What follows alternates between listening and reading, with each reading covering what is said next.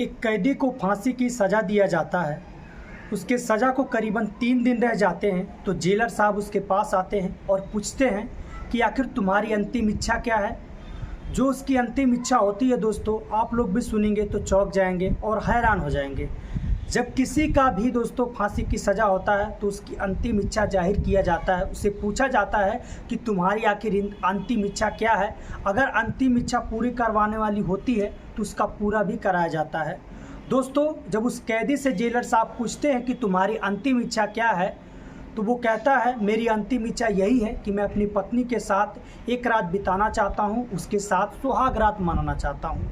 दोस्तों, जब इतनी बात जेलर साहब सुनते हैं तो कुछ देर तक तो चुप हो जाते हैं, लेकिन कहते हैं जब तुम्हारी अंतिम इच्छा यही है तो हम ज़रूर तुम्हारी अंतिम इच्छा पूरी करवाएंगे।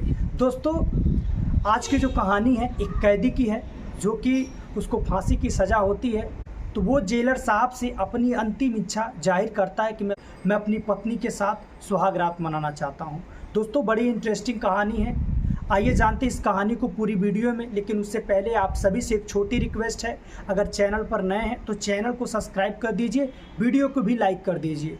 दोस्तों, मेरा नाम है अरुण सिंह आर्या और आज के क्राइम जैसी कहानी में आप सभी का स्वागत है।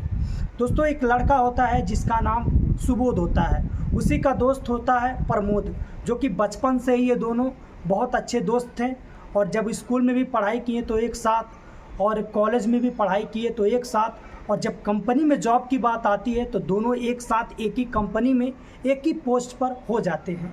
दोस्तों, लेकिन जो ये सुबोध होता है ये थोड़ा काम में अपना ज़्यादा समय व्यतीत करता है। ये काम को लेकर बहुत ज़्यादा इंटरेस्ट रखता है और अपना जो पोस्ट रहता है वो ऊपर हो जाता है। यानी कि जो कंपनी में इसका पोस्ट था पहले तो दोनों का बराबर था, लेकिन जैसे ही कंपनी में वो मेहनत करने लगा, काम करने लगा, तो कंपनी के जो ऑनर थे उसका जो है प्रमोशन कर देते हैं और वो अपने दोस्त थे 2-4 दुगने पे जो है अच्छे पोस्ट पे हो जाता है। लेकिन इस सब से जो उसका दोस्त था प्रमोद जो है जलता तो नहीं था, लेकिन एक जलन उसको थी कि जो सुबोध था वो उसकी एक फ्रेंड थी जिसका नाम नीतू था।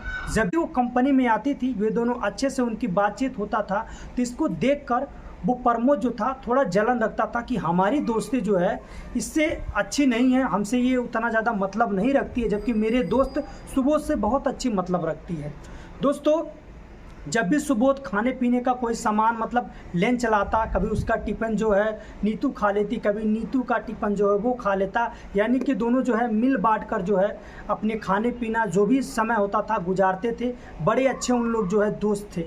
यह सब देखकर जो प्रमोद था उसको कहीं ना कहीं जलन होने लगती है और वो अपने दोस्त सुबोध से कहता है यार तेरा कुछ रिश्ता लगता है नीतू से। जब इतनी बात वो सुबोध सुनता है तो अपने दोस्त से वो जो है गुस्सा नहीं होता है, लेकिन कहता है तू कैसी बात कर रहा है, मेरा जो है नीतू के साथ बस एक फ्रेंड का रिश्ता है, एक अच्छे दोस्त का रिश्ता है, बाकी हमारे बीच कोई ऐसी बातें नहीं है, क्योंकि ऑलरेडी मैं तो शादीशुदा हूँ, तुझे पता ही है, तो मैं ऐसा किसी के साथ नहीं कर सकता। बस एक प्रेम विचार है कि हम दोनों जो है अच्छे से रहते हैं, अपना मिल बांट कर खाते हैं। ज़िंदगी में है ही क्या चीज़, एक दूसरे से समय व्यतीत करना, प्रेम से बोलना, यही तो ज़िंदगी है।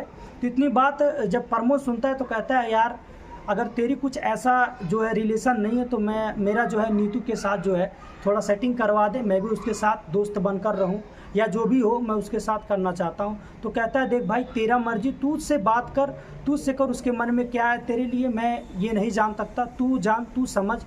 दोस्तों, जब इतनी बात वो प्रमोद सुनता है तो वो गुस्सा हो जाता है, क्योंकि आपको पता होगा कोई भी इंसान किसी के बारे में गलत सुनेगा तो उसे गुस्सा तो आएगी। जो सुबोध था जब प्रमोद के प्रति, नीतू के प्रति उसका विचार जाना तो उसे थोड़ा बहुत गुस्सा हुआ, क्योंकि प्रमोद जो था उसके प्रति जो है गलत बोला, गलत कहा। क्योंकि आपको पता होगा उसने कहा कि सुबोध तुम्हारा रिलेशन लग रहा है नीतू के साथ कुछ गलत है, तो इसीलिए सुबोध जो है थोड़ा बहुत गुस्सा हो गया। वो प्रमोद के प्रति जो है गलत सोचने लगा, क्योंकि प्रमोद ऑलरेडी गलत था ही, उसकी जो निगाहें थी नीतू के तरफ वो बहुत ज़्यादा गलत थी। दोस्तों, अब समय गुजरता है, कंपनी में आराम से ये लोग काम करते हैं।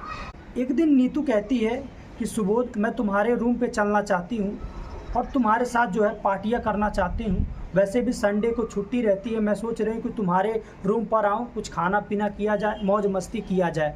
वो कहता है ठीक है, जो तुम्हारी इतनी इच्छा है तो क्यों ना। तो दोस्तों, जो नीतू रहती है संडे के दिन सुबोध के रूम पे आती है।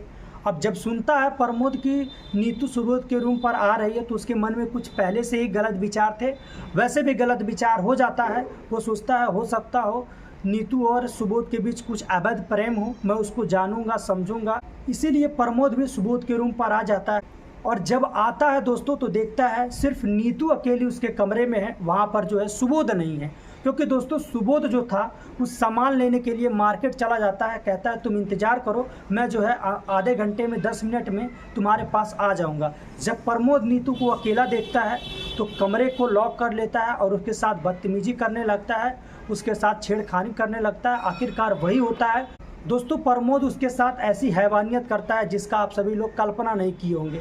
दोस्तों नीतू के साथ ज़बरदस्ती करता है, उसका इज्जत लूटता है, उसके साथ संबंध बनाता है ज़बरदस्ती से, फिर उसका रेप करता है। उसके बाद उसको वहीं पे गला घोट कर हत्या कर देता है। हत्या करने के बाद उसी के बेड पर यानी कि सुबोध के बेड पर उसको लिटा कर वहाँ से चला आता है। दोस्तों अब इधर जो है सुबोध बड़े खुशी के साथ कुछ सामान वगैरह लिए हुए कि पार्टी हम लोग करेंगे, एंजॉय करेंगे, वो जो है आता है।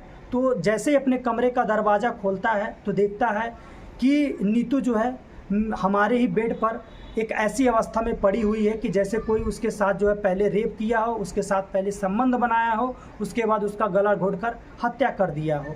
लेकिन दोस्तों इसमें ट्विस्ट की बात यह है कि जब यह सब करने के बाद प्रमोद तुरंत जो है जितनी भी जानकारियां रहती है वो पुलिस स्टेशन में खबर दे देता है कि मेरे दोस्त के रूम पर ऐसी ऐसी लड़की का हत्या हुआ है, ऐसा कुछ होता है।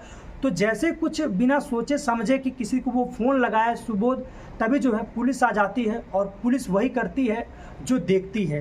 दोस्तों सुबोध को जो है पकड़ लेती है, पकड़ने के बाद जो लाश रहती है नीतू की उसको पोस्टमार्टम भिजवाती है।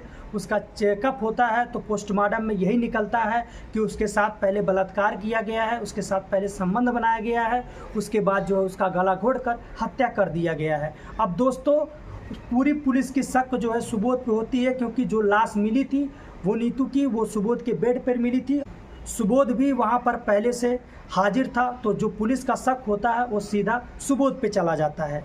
लेकिन दोस्तों प्रमोद इधर अपना आज़ाद हो जाता है। प्रमोद यही चाह रहा था, सुबोध को देखना नहीं चाह रहा था। दोस्तों बात अब यहाँ आती है जब सुबोध को जेलर साहब बोलते हैं कि मैं तुम्हारी सुहागरात का व्यवस्था करवा दिया हूँ, तुम्हारी पत्नी कुछ ही देर में आने वाली है।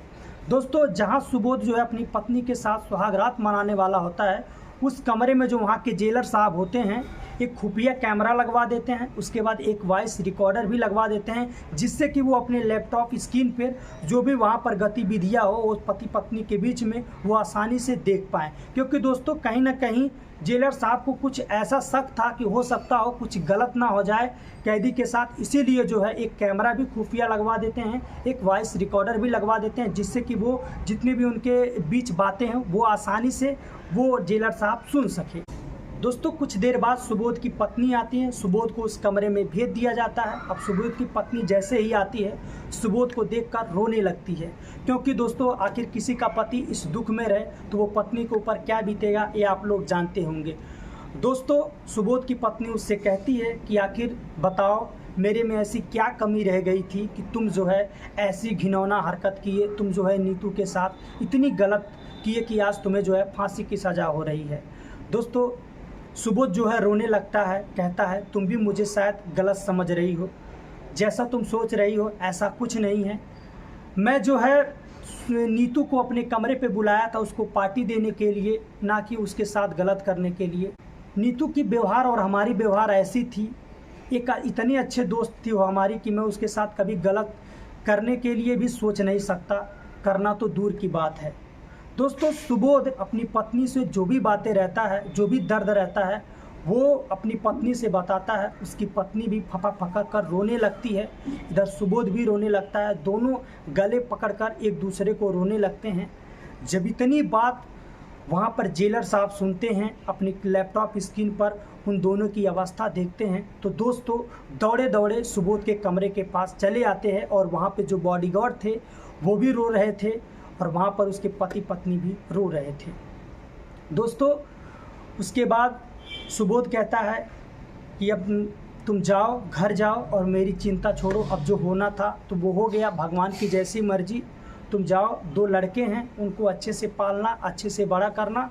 उसको यह बात कभी मत बताना कि मैं जो है कैसे मुझे फांसी की सज़ा हुई, कैसे मैं जो इस जंजाल में फंसा। यह सच्चाई हमारे बेटों को कभी नहीं बताना, क्योंकि कानून से उनका बहुत बड़ा भरोसा उड़ जाएगा, वो भी कानून पे विश्वास नहीं करेंगे। दोस्तों, सुबोध की पत्नी जाने लगती है, फिर जो है बार बार मुड़कर अपने पति सुबोध को देखने लगती है कि आखिर उसका आखिरी मिलन था। फिर जो है दौड़े दौड़े सुबोध के पास आती है, उसके पाँव में गिर जाती है, रोने लगती है, कहती है कि मैंने आपके बारे में बहुत गलत सोचा था, मुझे नहीं पता था कि मेरे पति निर्दोष हैं, मुझे लगा था कि मेरे पति गलत है। मैं चाहती हूँ कि 2-3 मिनट आपके पास और बिताऊँ, क्योंकि आज आखिरी मिलन है। कभी मैं सोची नहीं थी कि ऐसा भी पल हमारे ज़िंदगी में आएगा कि आप हमसे दूर हो जाएंगे, हमारे आंखों के सामने ही आप मौत के घाट पहुंच जाएंगे। दोस्तों, सुबोध और उसकी पत्नी दोनों फिर से पकड़कर रोने लगते हैं। इतने में जेलर साहब दरवाज़ा खटखटाने लगते हैं। दरवाज़ा खुलता है, दोनों को रोते हुए देखकर जेलर साहब भी रोने लगते हैं और वहाँ पर जितने भी स्टाफ होते हैं रोने लगते हैं।